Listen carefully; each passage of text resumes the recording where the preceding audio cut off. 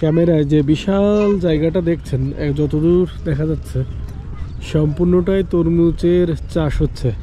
এটাই হচ্ছে এখানকার সবচেয়ে বড় একটা দিক, সেটা হচ্ছে তরমুজের যে চাষ, সেই তরমুজের চাষ এখন থেকে এখানে শুরু হয়। এক পশলা ধান উঠে যাওয়ার পরে এখানে তরমুজের চাষ হয় এবং এই তরমুজগুলো সম্ভবত রোজার সময় এরা সাপ্লাই দিয়ে থাকবে, সেই কারণে আগেভাগেই শুরু করেছে এই তরমুজের চাষ।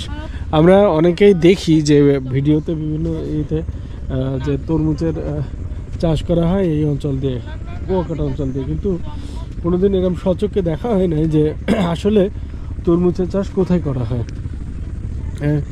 ক্যামেরায় দেখতে পাচ্ছেন ওই যে দূরে দেখা যাচ্ছে যে মানুষজন সব ক্ষেতের মধ্যে তারা তাদের তরমুজের বিচি অর্থাৎ চারা যেভাবে উৎপাদন করতে, আমি আসলে প্রক্রিয়াটা ঠিক জানি না, তারপরেও ধারণা করা যাচ্ছে যে তারা যে গর্ত করে রাখছে, এই যে গর্তগুলো করে রাখছে, এর মধ্যে সব তরমুজের বিচি এগুলো ছিটাচ্ছে, এরপর পরে এগুলো সব গাছ হবে।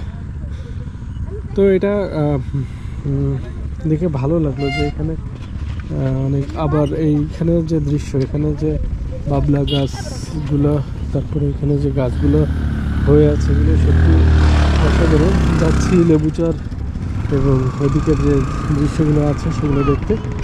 এটাই হচ্ছে কুয়াকাটার আরেকটি দৃশ্য। রাস্তা ওদিক থেকে কাটা থাকার কারণে আমরা এদিক থেকে চলে এসেছি।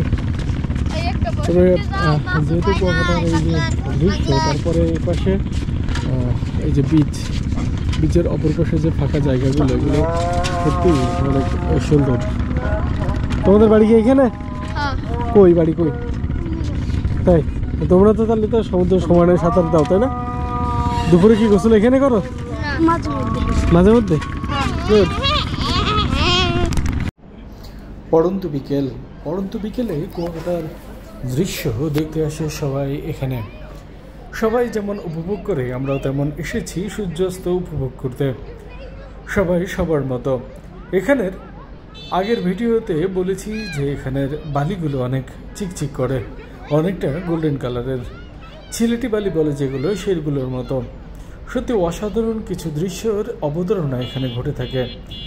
প্রতিদিন অসংখ্য মানুষ যে এখানে এসে তাদের সৌন্দর্য উপভোগের চেষ্টা করে, সেটা দেখেই বোঝা যাচ্ছে।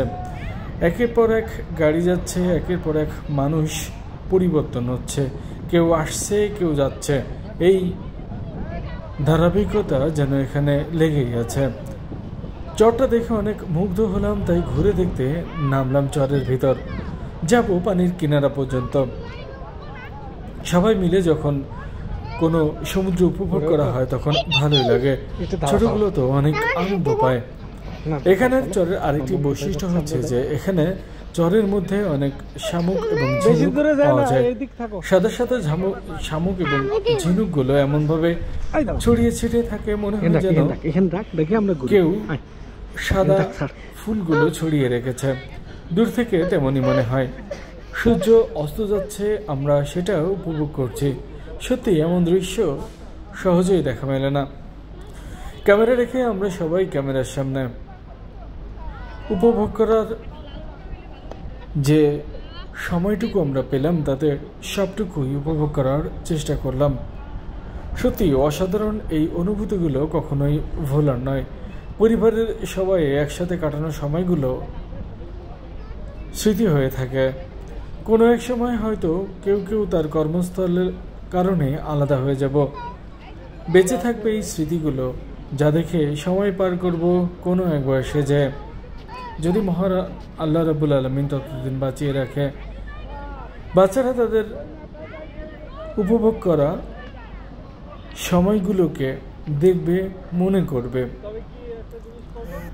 আমরাও এক সময় বাবা মার সাথে ঘুরতে যেতাম, অনেক স্মৃতি বাবা মার সাথে জড়িয়ে আছে, কিন্তু আমাদের সময় এগুলো খুব কমই ফ্রেমে বন্দি করা হতো। খুব বেশি অনুষ্ঠান না থাকলে এগুলো ফ্রেমে বন্দি হতো না, কিন্তু এখনের দিনে সব কিছুই ফ্রেমে বন্দি হয়, আর এটা একসময় স্মৃতি হয়ে সামনে আসে। সত্যি স্মৃতিগুলো অসাধারণ হয়ে থাকে। এমন মধুময় স্মৃতি সবার জীবনে আসুক, এটাই কাম্য। ও যেখানে যায় তার সাথে মিশে যায়। হ্যাঁ হাই ও যেখানে যায়, দেখো এইগুলো দেখলে তোমার মনে হবে যে কোনো একটা শিল্পীর আঁকা ছবি, তাই না? বিচের সৌন্দর্য হচ্ছে